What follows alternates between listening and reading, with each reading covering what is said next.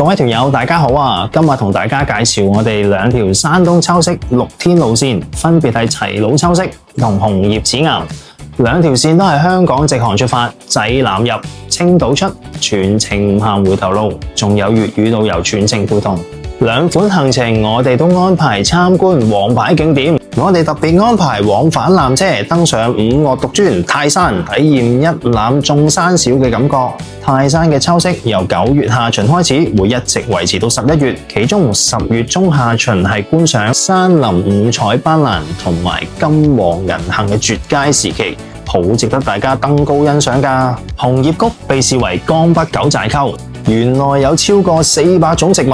紅楓、黃蘆等色彩交織，秋意十足，仲會去濟南著名景點大明湖同泡特泉，感受下山東獨有嘅秋日風光。青島啤酒博物館大行假期貴賓專享 VIP 門票，由專人講解青島啤酒嘅歷史，仲會送埋定製啤酒俾大家。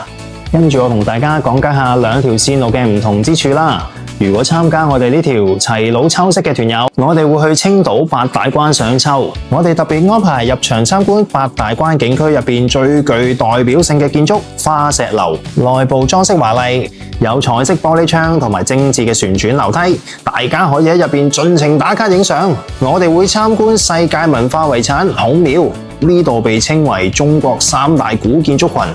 5A 級景區周村古商城，呢度有天下第一村之稱，亦係老商文化嘅重要發源地。我哋仲會帶大家體驗傳統嘅燒餅製作同埋品嘗。而去到青島，當然要感受下呢座海濱城市嘅魅力啦。我哋會登上雲上海天觀景台，由高處欣賞青島海岸線嘅景色。至於食方面，我哋都會有當地特色美食安排俾大家，包括舌尖上的中國嘅拍攝餐廳、良友富林泉水宴同埋和兜海鮮自助餐。而紅葉紫岩線就更加適合中意秋色美食同特色體驗嘅朋友。首先介紹嘅係行程核心淄博紅葉紫岩。滿山嘅紅葉同歷史古城完美融合，喺度影相打卡真係好有氛圍感啊！而到濟南，我哋會安排船遊大明湖、打卡泡特泉，由水上角度欣賞濟南嘅湖光秋色。去到青島，除咗漫遊八大關，仲特別安排旅客送2張照片俾大家留念。另外仲有網紅啤酒股票交易所。